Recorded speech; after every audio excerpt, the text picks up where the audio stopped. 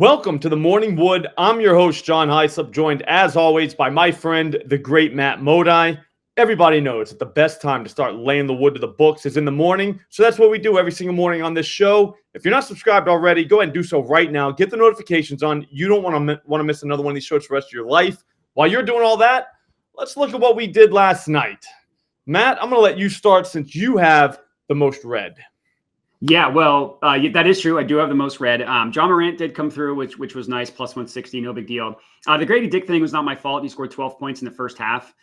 He didn't record a stat in the second half. He played 7 minutes, didn't get a rebound, assist, or point. So if your bet was we'll be on track to score 15 points after one half, then that would have hit. So that one is good. The Justin Jefferson thing, also not my fault because Sam Darnold looked like he's never played quarterback before. So I obviously do take full responsibility, but neither of those plays were my fault. That's good. You take full responsibility. That's all we can really do as sports bettors.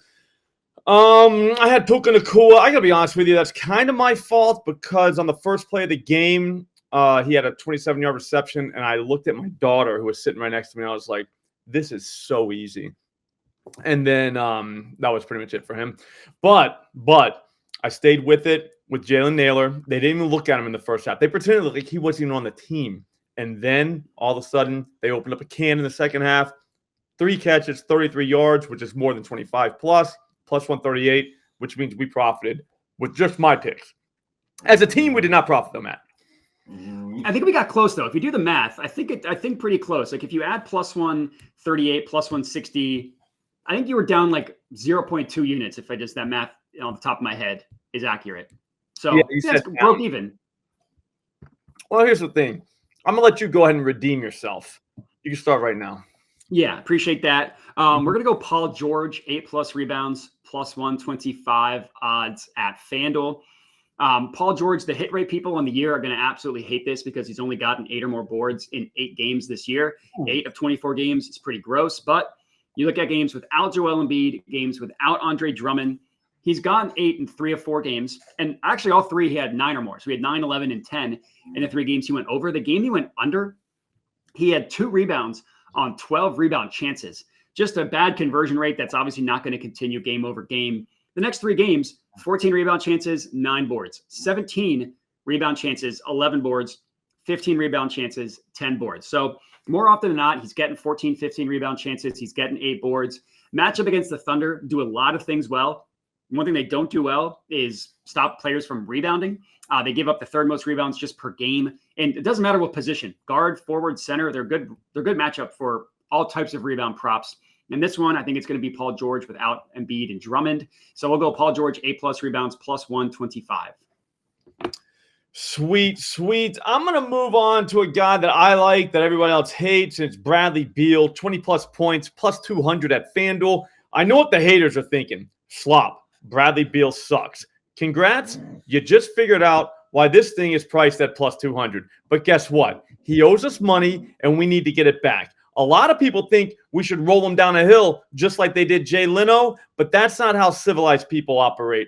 We're going to have to put him on the basketball court and let him shoot his way back into our good graces. It's just the right way. But here's the thing. I think he can do it. For starters, he's the scorer off the bench for the Suns. Has he been good in this role? No, not really. But he's gone 25-plus points twice in the last 5 games. One of those games was against this same Atlanta Hawks team that he's going to see tonight. This team does not believe in defense whatsoever. It's the first thing they tell their guys in preseason every year. Fly up and down the floor and don't guard anybody. It doesn't really work, but it's fun to watch. It also should lead to Bradley Beal scoring at least 20-plus points tonight. Feels right. I love that one. That was one of the plays that I was debating between. So that's definitely going to hit. My next one, I'm going to go with Jokic triple-double. Basically, what we're betting here is that he's going to get 10 or more assists. His rebound prop, priced at 13.5 with the over juiced towards the over, I should say. Point prop, if he doesn't score 10 points, it would be the first time he's done that in a game this entire year, probably in his entire career. Mm-hmm. So again, we're probably just betting on assists. Matchup against the Mavericks, very good. Top 6 in terms of assists allowed to centers on the year, top 4 over the last 30 days. That's according to 2 different sources. So that's how you know it's good. They don't give up a lot of points to pick and roll men. They do give up a lot of points to the post up, but a lot of times they try to get the ball out of the center's hands. Jokic has played the Mavericks twice this year. 3 times this year. He's hit 10 or more assists in 2 of those 3 games. The one game he missed happened 2 days ago. He had 9 assists on 22 potential assists. He's actually had 20 or more potential assists in 2 of the 3 games against the Mavericks this year. The one game that he didn't, he had 15 assists on 18 potential assists. And if we just play this safe and we say that he's going to get 17 potential assists, which will probably get even more than that. But if we just limit those games in which he's had 17 potential assists, he's gone 10 or more assists in 14 of 15 games. The only game he didn't, he had 9, and that was a game against the Mavericks. He had like 18 rebounds in those 3 games as well. So I love the matchup for Jokic to get a triple-double, especially after he just missed it last game. Positive regression, fade recent results, all that stuff. Jokic triple-double plus 165. I think I forgot to say the price. It's plus 165 at both Flip and Hard Rock. And then if you don't use those 2 books, you can get plus 163 at Caesars. Plus 163 is nice. I'm going to go with DeJounte Murray, 10-plus assists, plus 220 at FanDuel. Look, I know 10 assists is a lot, but we're not a bunch of bullshit bettors trying to win minus 115 bets, okay? We've evolved into a superior species, and plus 220 moves is just how we roll. The thing is, this bet should be minus 115. For starters, DeJounte already did this against the Chicago Bulls once this season. He broke his hand in that game, so there's a real chance that he passed for 10-plus assists with a broken hand that night, which that's pretty huge. That's a lot of street credit right there. Guys don't do that every night. But dimes come pretty easy to point guards against the Chicago Bulls. On the season, no team in the NBA allows more assists per game to the point guard position than the Chicago Bulls. I get that Zion could take a few of them away tonight, but that's fine. He's also going to be on the receiving end of a few. On top of that, we're going to have Trey Murphy and CJ McCollum just bombing threes. Just like Atlanta, Chicago plays 0 defense, and they fly up and down the floor. 3rd fastest pace in the NBA. This feels too easy.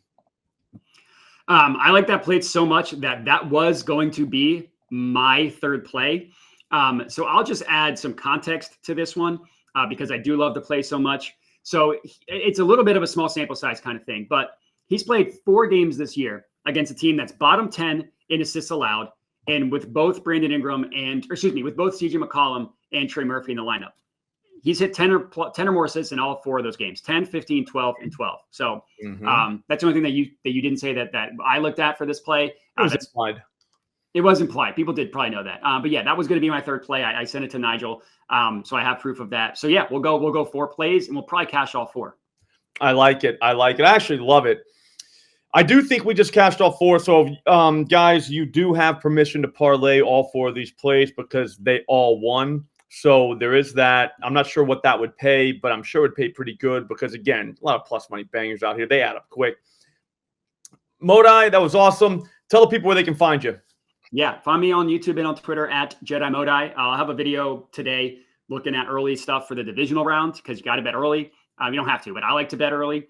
And the rest of the week we'll have NBA. And yeah, I think it could be the greatest week of our lives, as you would say.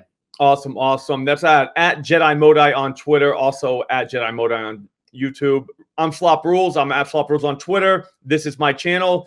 Subscribe, get the notifications on. We're going to go live later on today to hit the Pods of EV button at OddsJam. Can't wait to do it. We've been crushing it this month, and we really want you there. Thanks for watching. See you later.